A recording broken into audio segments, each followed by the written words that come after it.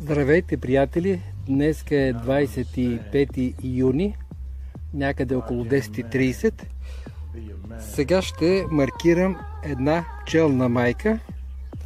За целта ще използвам маркер с бяла боя. Тази година маркирането на пчелните майки става с бяла боя. Може да се използва и лак за ногти,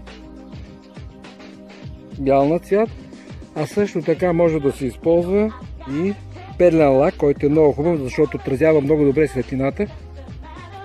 Но в крайна сметка аз използвам маркер, тъй като миризмата, която се отделя при маркирането на разтворителя на боята, е по-малка и много бързо съхне боята.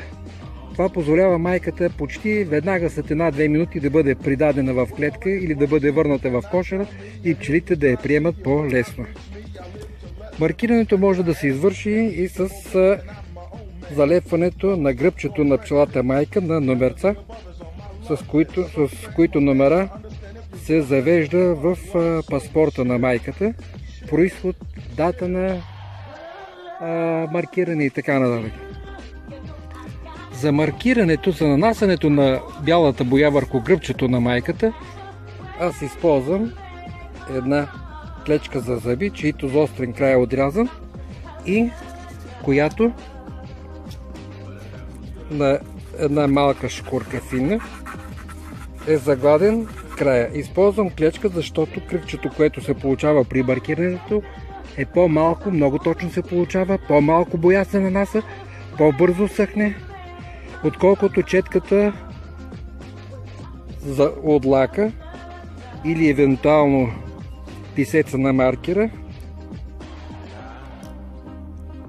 които са по-дебели и някой път може да се получи разтичане на боя. Приятели, ще започнем операцията по маркирането на пчелна майка. Най-напред подпушваме леко клетката, да успокоим пчелите и изваждаме. Ще се опитам без було.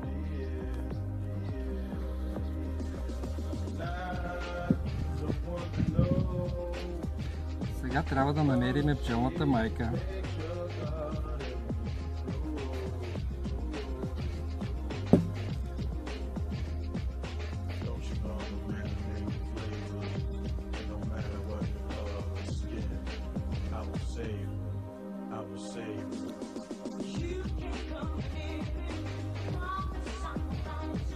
Ето е майката.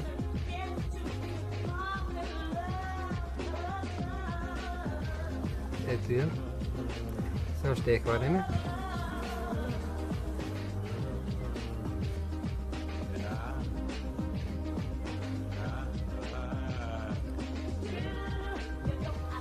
Не е лесно хващането на майката. Оп. Майката излетя. Но я хванахме.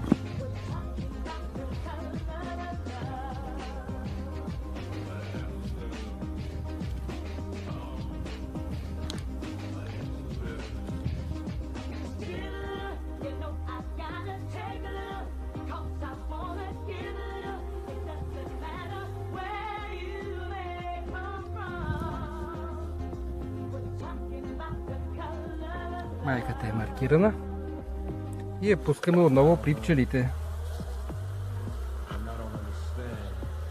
Оп. Майката излетя. Така. Подпушваме леко клетката, за да е по-безопасно.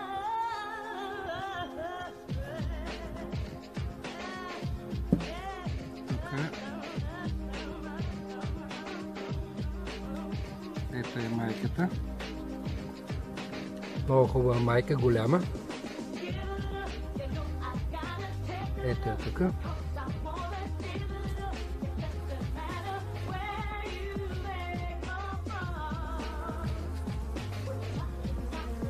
Ето ще я хванеме за крачетата.